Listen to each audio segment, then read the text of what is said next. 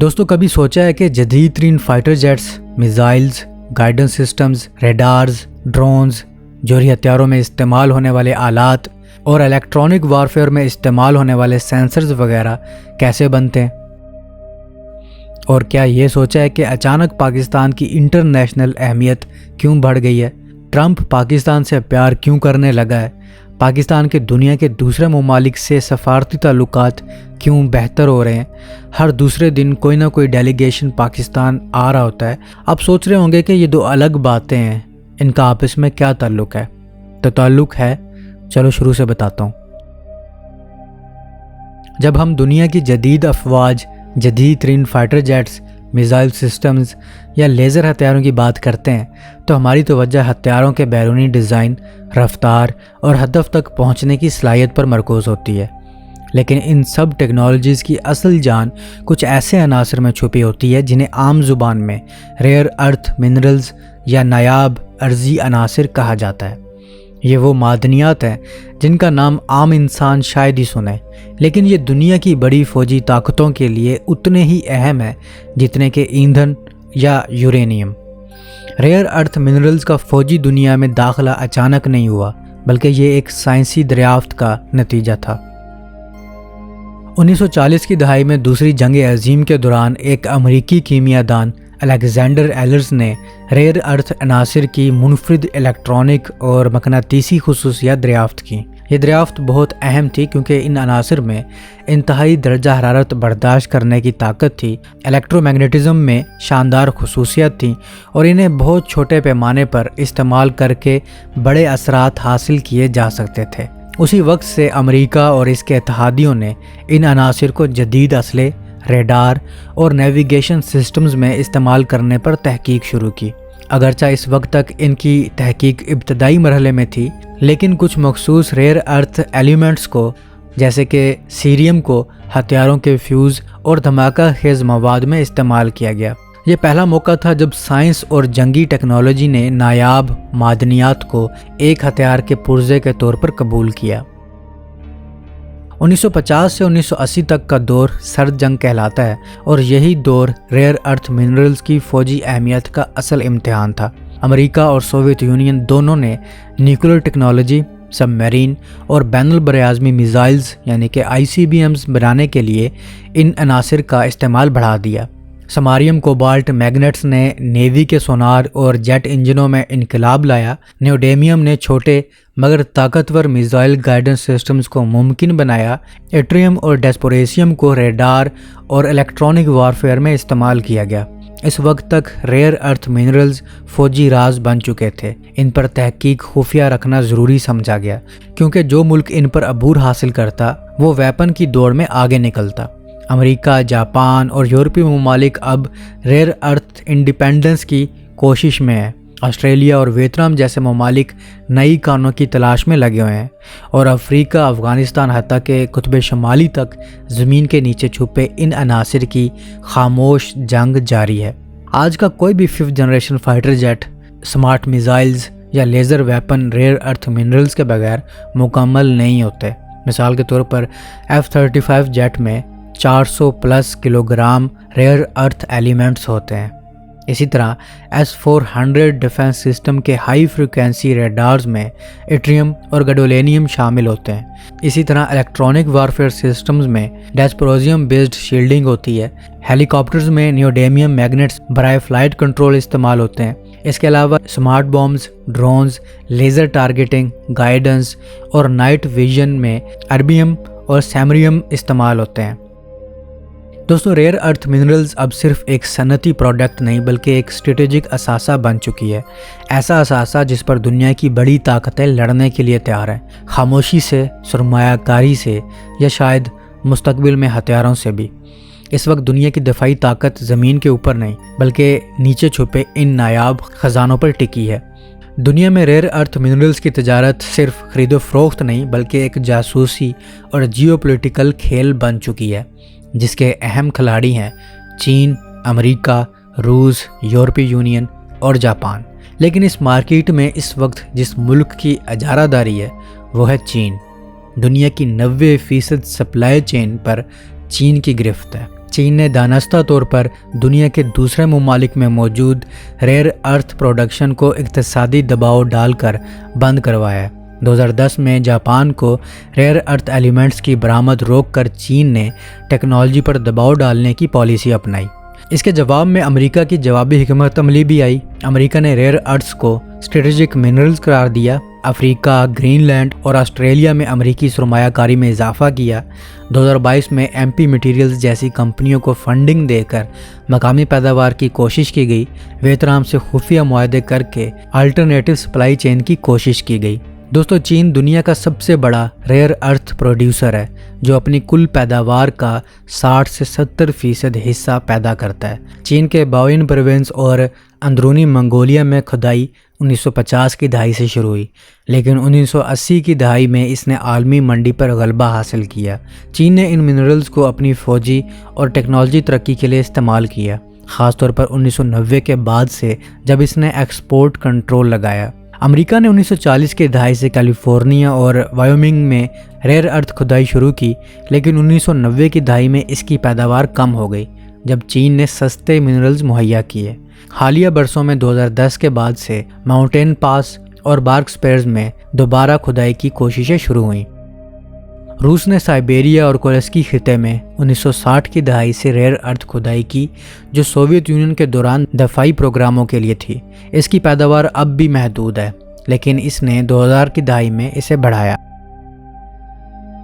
لیکن اس میدان میں اب پاکستان بھی کھڑا ہونے والا ہے، اور وہ بھی بڑے ذخائر کے ساتھ۔ پاکستان کے سخت اور پہاڑی علاقوں میں ریئر ارتھ منرلز کے بڑے ذخائر ہیں، جن کی مالیت ممکنہ طور پر $1 ٹریلین تک پہنچ سکتی ہے۔ حالیہ جیولوجیکل سرویز نے اس بات کی تصدیق کی ہے کہ خیبر پختونخوا، گلگت بلتستان اور بلوچستان میں بسٹناسائٹ، مونازائٹ اور زینوٹائم جیسے عناصر موجود ہیں۔ پاکستان ان معدنیات کو گیم چینجر کے طور پر دیکھ رہا ہے۔ بسٹناسائٹ، مونازائٹ اور زینوٹائم، یہ تینوں ریئر ارتھ منرلز انتہائی اہم فوجی اور صنعتی اشیاء میں استعمال ہوتے ہیں، کیونکہ ان میں قیمتی ریئر ارتھ ایلیمنٹس ہوتے ہیں جیسے نیوڈیمیم، تھولیم، ایٹریم، سیریم، لانتھنم اور دیگر بہت سے۔ یہ وہ ریئر ارتھ منرلز ہیں جو جنگی طیاروں میں استعمال ہوتے ہیں، مثال کے طور پر F-35، GF-17، Su-57 اور رافیل طیاروں میں۔ نیوڈیمیم ایلیمنٹ جو بسٹناسائٹ اور مونازائٹ سے نکلتا ہے، اسے طاقتور مقناطیسی انجنز بنانے میں استعمال کیا جاتا ہے، جو کہ جنگی طیاروں کے تھرسٹ ویکٹرنگ سسٹمز اور ایویونکس اور ریڈار سسٹمز میں لگتے ہیں۔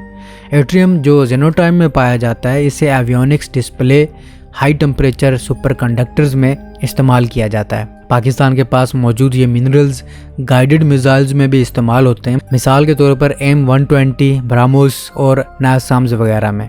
ان میں استعمال ہونے والے حرارت اور تابکاری برداشت کرنے والے سرکٹس مونازائٹ سے حاصل شدہ سیریم اور تھوریم استعمال ہوتے ہیں، جبکہ نیوڈیمیم میگنیٹس میزائل کے اندرونی نیویگیشن سسٹمز میں بھی استعمال ہوتے ہیں تاکہ وہ اعلیٰ درستگی سے ہدف کو نشانہ بنا سکیں۔ پاکستان کے پاس موجود یہ منرلز جدید ریڈار سسٹمز میں بھی استعمال ہو سکتے ہیں، مثال کے طور پر ایسا ریڈار KLJ-7 ہے، SPY-1 اور کیپٹر وغیرہ۔ ان ریڈارز میں زرکونیم، ایٹریم اور نیوڈیمیم جیسے عناصر جو کہ زینوٹائم اور بسٹناسائٹ میں پائے جاتے ہیں استعمال ہوتے ہیں۔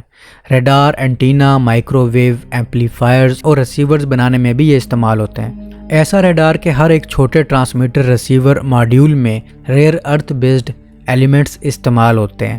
اس کے علاوہ یہ نائٹ ویژن آلات میں بھی استعمال ہو سکتے ہیں، ڈرونز اور UAV میں بھی استعمال ہو سکتے ہیں، جیسا کہ بیرکتر TB2 ڈرون، MQ-9 اور ونگ لانگ جیسے ڈرونز۔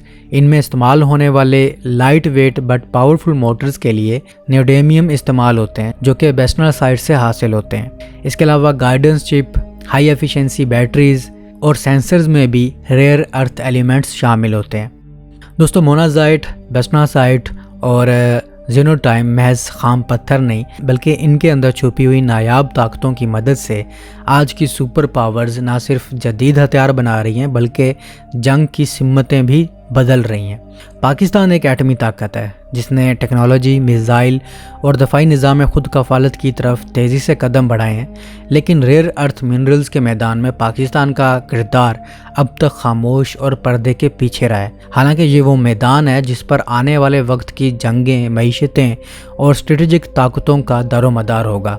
پاکستان کی سرزمین میں یہ قیمتی معدنیات موجود ہیں، لیکن ان کا استعمال، نکالنے کا عمل اور عالمی دفاعی صنعت سے منسلک ہونا ایک طویل اور پیچیدہ داستان ہے۔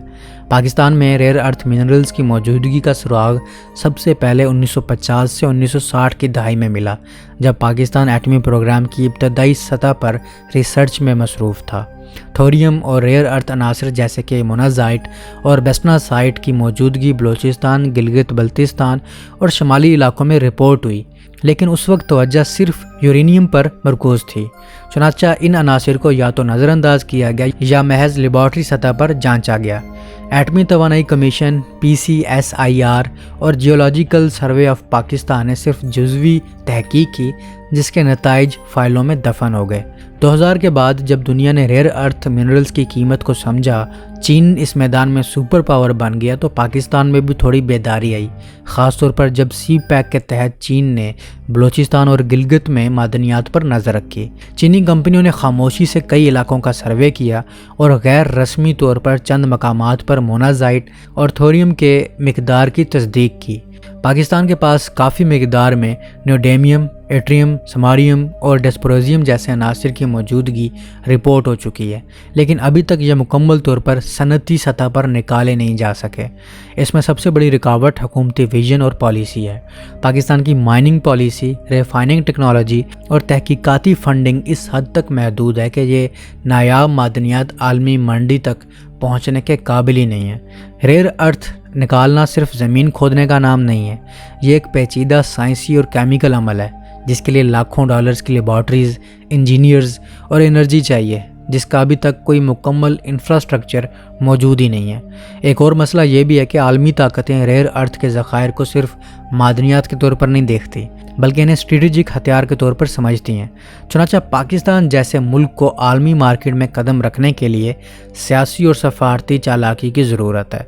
اگر پاکستان ان منرلز کو نکال کر عالمی دفاعی انڈسٹری کو سپلائی کرتا ہے تو اسے امریکہ، چین اور یورپ جیسے طاقتور کھلاڑیوں کے دباؤ کا سامنا ہو سکتا ہے۔